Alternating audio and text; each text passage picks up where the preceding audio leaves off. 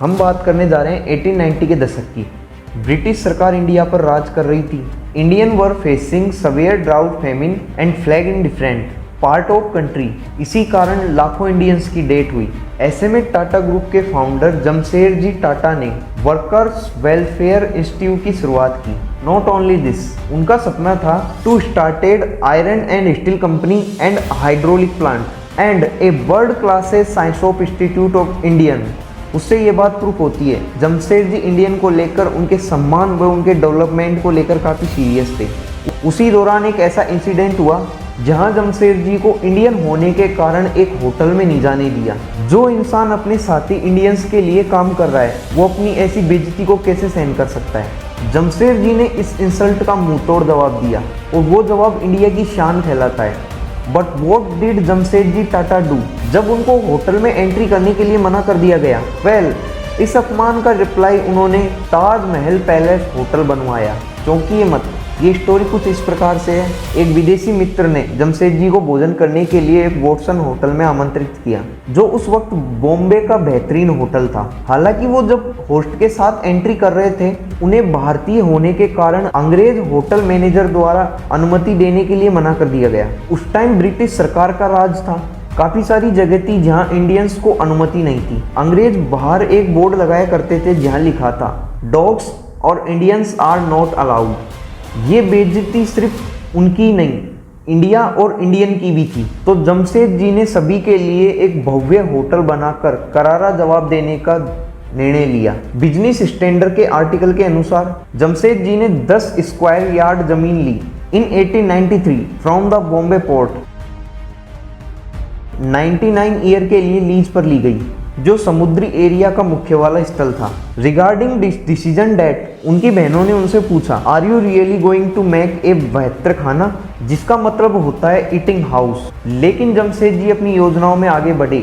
लेकिन शारदा द्विवेदी के अनुसार Taj at Apollo wonder, Sharada Dwivedi लेखाकार के अनुसार होटल उस समय बन रहा था जब बॉम्बे फ्लैग जैसी बीमारी से जूझ रहा था। ताज होटल बॉम्बे के लिए जमशेदजी का प्यार था। आज इसे डायमंड बाय द सिया कहा जाता है। जमशेदजी कोई ऑर्डिनरी होटल नहीं बनाना चाहते थे, वे एक भव्य होटल बनाना, पुनः बॉम्बे की छवि को पुनः स्थापना, वे विदेशी पर्यटकों को आकर्षित करने में मदद करें। खरीदने के लिए पेरिस, डुसेल्डोर्फ, कई अंतर्राष्ट्रीय शहरों की यात्रा की। जब तक होटल बनकर तैयार हुआ अप्रोक्सीमेटली 3 से 4 करोड़ रुपए खर्च हुए एंड फाइनली इसके दरवाजे खुले ऑन 16 दिसंबर 1903। क्या आप बता सकते हैं उस वक्त होटल ताज के निर्माण में कितना पैसा खर्च हुआ? आपको विश्वास नहीं होगा, उस वक्त ताज होटल का एक room at just 6 rupees on world. उस टाइम गेटवे ऑफ इंडिया नहीं था। एक्चुअली गेटवे ऑफ इंडिया का कंस्ट्रक्शन 1924 में कंप्लीट हुआ, यानी होटल ताज के 21 साल बाद। तब होटल ताज भारत का पहला हार्बर लैंडमार्क था, जिससे जहाज़ों को बॉम्बे के किनारे पर पहुंचने में आसानी होती थी। इतना ही नहीं, होटल ताज बॉम्बे की पहली इलेक्ट्रीफाइड बिल्डिंग थी। यह देश का पहला होटल था जिसमें अमेरिकी फैंस, तुर्की bath, German lift, services of English Buttler.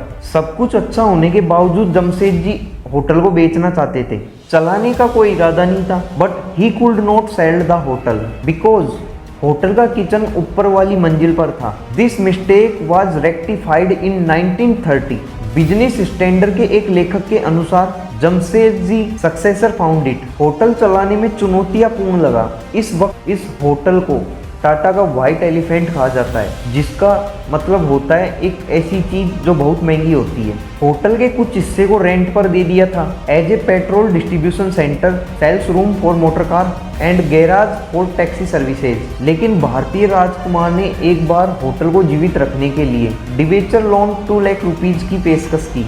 अपने इतिहास और लुक के अन्य कारणों के अलावा भी पॉपुलर हुआ। पहले विश्व युद्ध के दौरान this hotel was converted into A 600 bed hospital. इतना ही नहीं, राजनीतिक हस्तियों सरोजनी नायडू के लिए एक स्थायी स्वीट 2 दशकों के लिए था। Muslim League and Indian National Congress take palace the hotel in 1916 for political discussion. और ब्रिटिश इंडिया के आखिरी वायसराय लॉर्ड माउंटबेटन ने अपना आखिरी विदाई भाषण इसी में दिया। The hotel survived not only 2 world war but also the deadly 26 or 11 terrorist attack designed by Sitaram Khanderao and DN Mishra. Hotel Taj आज भी मुंबई की शान कहलाता है and even after 100 year hotel Taj अपनी खूबसूरती को कामयाब रख पाया। कैसी लगी ये वीडियो प्लीज़ कमेंट बॉक्स में बताइएगा और अपने फैमिली फ्रेंड्स और रिलेटिव को ये शेयर कीजिएगा, क्योंकि आप लोगों के साथ साथ और लोगों को पता लगे एक होटल के निर्माण से लेकर कितनी बुनियादों से गुजरना पड़ा। मिलते हैं ऐसे ही नेक्स्ट वीडियो में। थैंक यू, धन्यवाद।